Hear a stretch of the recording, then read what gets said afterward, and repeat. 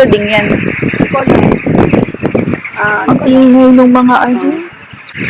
Siguro pag summer, maganda to. May bridge pa, oh. Kaya sabi ko sa'yo, dapat summer tayo dumagat. Ayan yung mga... Eh, wala. Eh, pag June, nasa Japan ako nun. Diba? Mga ano yan, di ba? Mga nest ng ibon. Raven ba yan or crow? Ang dami nila dun, oh. Ayan, oh. Problema yun eh. Subobong sa tumata. Hmm? Ito po, oh. Ang dami lang baby. Ang daming ano talaga. Ay, nalibig sa bata. Hindi, ang daming nest. Ang daming nest ng ano, crow. Ganda eh. Parang office. May ilaw kasi. Oo, parang office nila dito ng mga. Ay, ang ganda. Ganda. Lumang building. May ano eh. Baka restaurant. Ewan restaurant sa bala. Ang ganda, no? Ha? Ah, Red Cross. Office ng Red Cross. Ang ganda. Pero may ilaw kasi doon, no, sa side. Oo, talaga yun. Ang ganda naman opisina ng Red Cross. Ayan. Mga bagong apartment to. Baka 2-3 years ago lang yan. Yan. Yan. Tapos po maraming bago. Hindi ko nga to alam dati. Cherry blossom po. Wow, sayang. Hindi ko naabutan. Abutan natin yan sa Binay. Sa April. Oo. Abutan. Kaya gusto mo ditong bumili ng apartment kasi tabing, ayan yung view mo, yung ilog. Ito yung mga bagong apartment. Pag ano natin, pag kumini, Teka, punta lang ako dito. mainit mo dito. Hindi naman ako ano dyan, grabe. Ha? Ang lamig. 6 degrees pa din. Ha? 6 degrees pa din. Ito mga modern na to. Mga apartment. Love locks. Oo nga. Bakit ba pinapauso nila? Ayan, oh. Kakakaasa. Nakakasira ng bridge yan. Ayan yung library. Public. Minsan pupunta tayo sa doon. Public library. Oo. Yung salamin-salamin. Noong una, the 700 years ng Hamstad. Talaga. Dumating 700 years ng Oo, nang ba yung 10 years? Gaano ba ka nakatagal to? Hindi ko lang, pero mga na-preserve din yun. Yung mga na-preserve yan. Ito rin, maganda eh. Yan din. Yan din ako nag-aral ng Swedish, yun yung building. Talaga. Ano yan? Wala na. Ganda, no? Bili na nakita bagong ticket. Hindi Ba, hindi yan. naman eh. Sabi niya 5,000 na. Wala na. Ang ganda naman ng ano. Dito Architect. dito ako bumibili ng mga damit ng mga bata. Alam ko yan. Kapal. Naalala ko yan. Diyan ako bumibili. Parang dati, Doon yan. pero dati pumunta na tayo dyan eh. Oo, pero doon. Grabe, sobrang tagal naman yan. Hindi na sila, dyan eh. I mean, hindi sila nalugi, ganyan. Munting na, nalog at tapos may nag-save na naman. Kapal. Lumipat doon sila dati tapos ang lipat sila. Oh, 25. Oo, 25. Parang, Diyan ako bumibili ng mga bata. parang Uniqlo nyo. Uniqlo. Kapal. Diyan yung binili ko yung mga damit nila. Ayun, punta dyan. tayo dyan pag ano, pagbalik natin. Ay, gusto ko to. Yan, yung pantalon na yan. Uso yan sa Pilipinas eh. Ano yan? Yung shorts na, ano, 34%. shorts na ganyan, mahaba, pero shorts. Ano na naman yan? Uso yan sa Pilipinas. Ay, dugi! Restaurant din to. Restaurant yan. Tapos may mga bilya. Ay. Ito, Wayne's Coffee, magko-coffee nga ako dyan minsan. Bookstore. Yung mga bookstore. Wow! Kaya lang wala namang English. Sana may English. Ito ba, hindi ba yan nag-iba? Parang dati may binilhan ako. Naglilipat-lipat. Pero siya din yan. Kasi may binilhan ako ng... Doon sa site. Oo. Ako lang mag-isa nun eh. Yung bumili ako nun. Tapos Tapos, ito, kumukuha lang ako ng coins dun sa lalagyanan mo ng coins. Tapos Good morning! And, andito ako ngayon sa Helsingborg. Ayan yung kanilang train station. And, Ayan. Saan tayo pupunta? Yan o. Anong meron? Maraming spot. Mga okay, mga bulaklak. Ang ganda naman nun yung parang clock tower na yan. Yun. Anyway, pang ilang araw na ba natin? Pangalawang araw. Day 2 in Sweden. At nandito tayo sa bagong lugar. Kaya pakita ko lang sa inyo to. May dock. May dagat eh. Kita nyo ba ako, guys? Tingnan ko lang kasi meron salamin. Para makita lang yung itsura ko. Ganda oh. May barko, may boat. Tinignan lang yung itsura ko, yung pa rin yung jacket ko. Yung jacket ko kahapon. Kasi malamig. Sabi ko, ang suot-suot ko yung jacket ko kahapon kasi malamig. Saan ba tayo pupunta? Yung parang castle? Ano yan? City Hall? Church? Ano yan? Ginagawa eh. Pero maganda siya. Ano nga siya? Itong tour guide ko eh. Hindi. Nakarunong, di ako turista Ay, wow. sa Helsingborg. Ang ganda ng mga upuan. Rainbow. Oo nga, Pride. Lahat ginagawa yung mga building nila. Merong may nagkakabayo. Ayun Ay, dapat magpipicture ako dito eh. Basta nagkakabayo, ayun Ano nga, nagkatipunta? Saan tayo magbabas? Kala ko punta tayo IKEA. May sigura. Oh, wait lang, stop. Ginagawa sayang. Pero maganda. Oh, wait lang, magpicture muna ako. Ito pong nagkakabayo. Sino ba tong nagkakabayo na to? Si Magnus. Punta tayo doon. Wait, Wait ka. si Magnus Stenbock. Ganda naman dito. Old town na old town. Ayan. Grabe no. Parang pare-pareho lang itsura ng ng Europe. Old town, no? Meron pang parang kastilyo. Pwede daw akyatin to. Tapos makikita mo yung buong town. Pero, wala akong balak akyatin to, guys. Hindi na. No need to akyat. Biglang dumami yung tao. Kanina walang tao. Saan na tayo next? Diretso na tayo sa IKEA. May itak siya. Takot. Saan tayo dadaan? Diyan tayo sa dinaanan natin. Okay. Maganda pala tong Helsingborg. Mas malaki to kaysa sa Halmstad. Mas malaki kaysa sa Malmo. Mas malaki sa Malmo. Mahilig sila sa alfresco. Ayun, mga dining na alfresco. Naulan naman. Ay, oo, mas gusto ko dito. Baka maligaw tayo. May daan din ba? Ang ganda, no? Parang ganito din naman yung Paris, eh. Ang ganda nung no? Church ba yan? Ba't walang cross? Uy, katuro ng turo, manuno ka. Ito. Videoan ko doon. Ganda eh. Uy, basa. Church ba yan? Pwede pumasok? Ayan eh, mga tulip-tulip na. Kaya lang, yung mga tulip, hindi pa talaga siya, hindi pa talaga ang... Sino tong batang to? Diba? Ang ganda. May bayad pa to. Hala, baka may bayad to. Di ba maya mo na nakalagay na ako. Ayan. Para makita ko ano yung nakuha ko.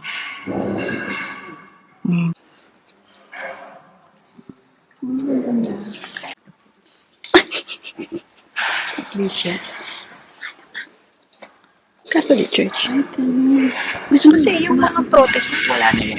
Ribu-ribu. Ito lang hirap dito eh. Cobblestone. Yun na nga. Old na yan. Tawag dito sa English, tables. Cobblestone. Hirap Hirap maglakad pag ganito. Yes. Kaya dapat rubber shoes. Kaya lang, yung maleta. Yun pa. Ganda pala dito sa Sabi Helsingborg. nga sa'yo eh. Ganda nito. Mas maganda pa. Hindi mo. Ngayon lang nakapunta dito kasi. Pero hindi pa tayo nagpunta dati. Hindi. Every summer, pumupunta ako dito. Kesa pupunta akong Stockholm. Helsingborg na lang. Kasi malapit lang siya. Ilang oras ba to? 15 minutes. Ang ganda din. Old town din siya. Ha? Old town. Kaya lang maganda to pag summer. Yung hindi ka naka-jacket, ng ganito kakapal. Daming tao. Walk 6 minutes, 400. Yun siguro yun, yung bus stop na yun. Tapos, bus number 22. Sakto, pagdating din natin doon, 12 na kain. Kakain na lang tayo. 11:39. Malapit na. 11:39 dadating yung bus. Ay. Alin?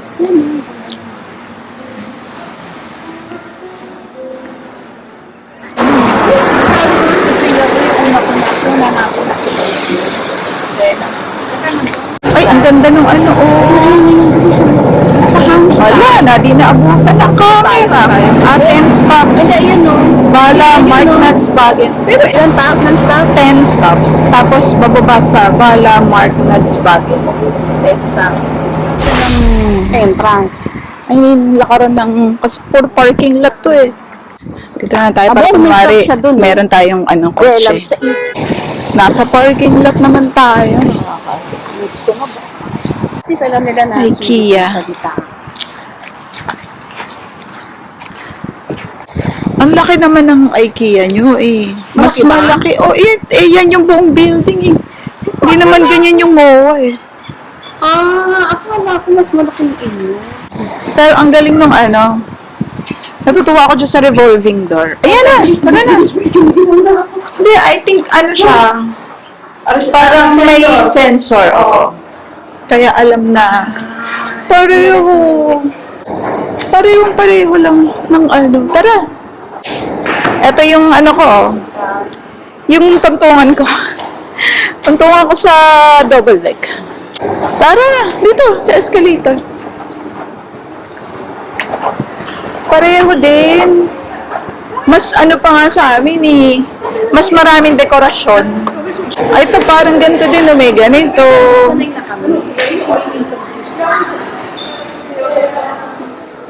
Wow. Uy, may palaruan. 5 crowns.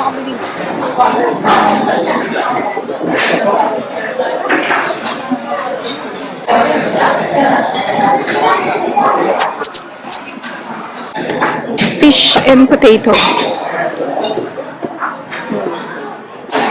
Siya? Lasang lasa nito. Hindi, masarap naman.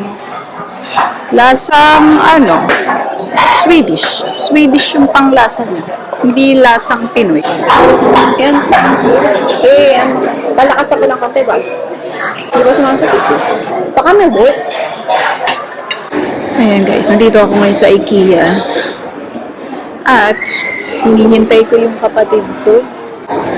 Pero silang parang upuan dito. Kumain lang kami dito sa IKEA.